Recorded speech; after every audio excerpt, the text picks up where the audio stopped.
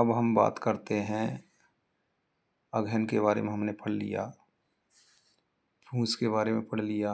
अब चलते हैं माह है। कौन सा महीना आता है? माह है के बारे में। लागे माह परे अब पाला। जैसी कौन सा महीना लगा? माघ का महीना लगता है, जिसमें पाला या ओस पड़ना क्या हो जाती है? शुरू हो जाती है। बिरहा काल भऊ जड़ काला। जड़ काला का मतलब मृत्यु। और यहाँ पर इस जाड़े की ऋतु में जो बिरह काल है वो किसके समान है? मौत के समान लग रही है। किसको? नायिका को, प्रेमिका को। पहल पहल तन रुई जो झांपे। पहल पहल तन रुई जो झांपे। इसमें कहा गया है कि जैसे जैसे शरीर को रुई से ढकते हैं वैसे वैसे मेरा शरीर और हृदय अधिक क्या करता है? कांपता है। हलई हैली हैली अधिको ये कांपे। और उसका जो हृदय है ना, अधिक कांपने लगता है। आई सूर हुई तपूरे नाहा। आई सूर हुई तपूरे नाहा। नाहा का मतलब है पति। सूर का मतलब क्या है? सूर्य। और सूर्य किसका? उसका सूर का मतलब क्या है? सूर्य है। हुई मतलब होता है, हो रहा है। तप मतलब तप रहा है। रे नाहा, नाहा का मतलब है पति। इसमें कहा गया है कि हे नाथ, मेरे पास आकर सूर्य की तरह क्या करो? गर्मी प्रदान करो। मेरे हृदय से लग जाओ, मेरे हृदय से लग जाओ। ते ही बिनु जाड़ न छूटे माह। तुम नहीं आओगे, तुम्हारे बिना मेरा जो जाड़ा है, कपकपिया, वो छूटने वाली नहीं है। ए ही मास उपजे रसमूलु। यहाँ पर रसमूली का मतलब क्या है? रस का मूल। रसों का मूल कौन सा रस है? श्रृंगार रस। ये ही मास, इस महीने में उपजे, उपजा है कौन सा रस? श्रृंगार रस। तो यहाँ पर ये कहा गया है कि इस महीने में फूलों में रस उत्पन्न होता है।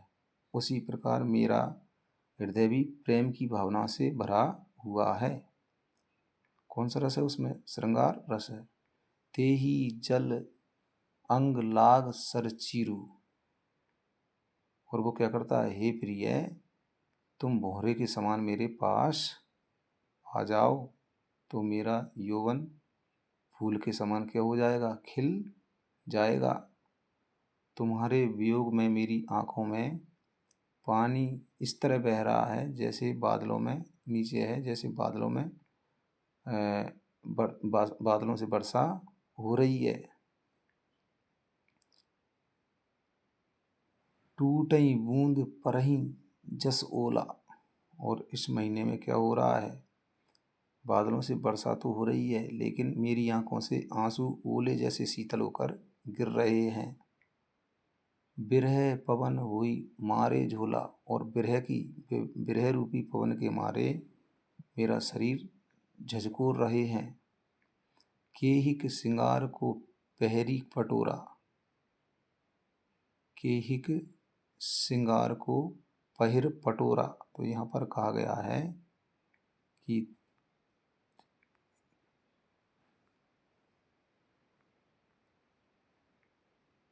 कहाँ है वो साज श्रृंगार जब तुम नहीं हो। तो मेरे गले में प्रिय की बाहों का हार भी नहीं रहा, जिससे मैं डोरी सी छीण होकर के रह गई हूँ। गिये नहीं हार। वो हार नहीं है, वो श्रृंगार नहीं है। बिना पति के जो स्त्री है उसका कोई महत्व नहीं है। रही हुई डोरा। और मेरे गले में प्रिय की बाहों का हार भी नहीं रहा, जिससे मैं डोरा सी छीण होकर रह गई हूँ, अकेली रह गई हूँ। तुम बिनु कंता धनी हरुई। कि हे पति, तुम्हारे बिना मेरा शरीर कैसा हो गया है? धनी। हे प्रिय, तुम्हारे बिना मेरा शरीर इतना हरुई, दुर्बल हो गया है।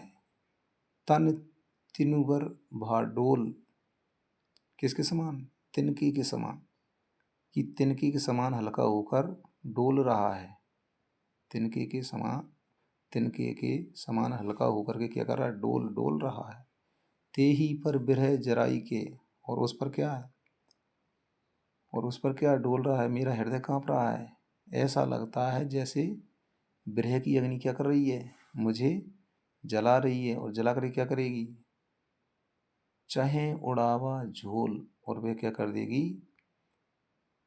बिरह की अग्नि मुझे जला कर क्या बना देगी, राख, और राख की भांति मुझे उड़ा देना चाहती है।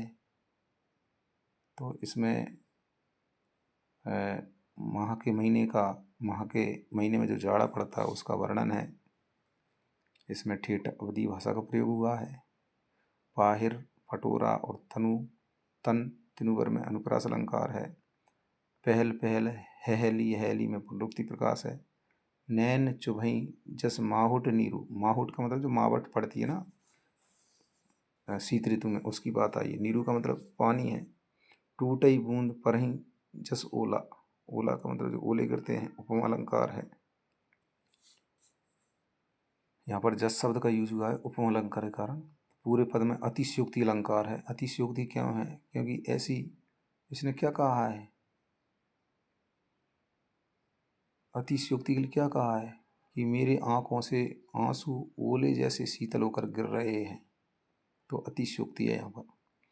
और आपको पता ही है कि यहाँ पर दोहा चौपाई छंद युक्त ये रचना है जिसमें कड़वक पद्धति का प्रयोग हुआ है, मसनवी शैली है। धन्यवाद।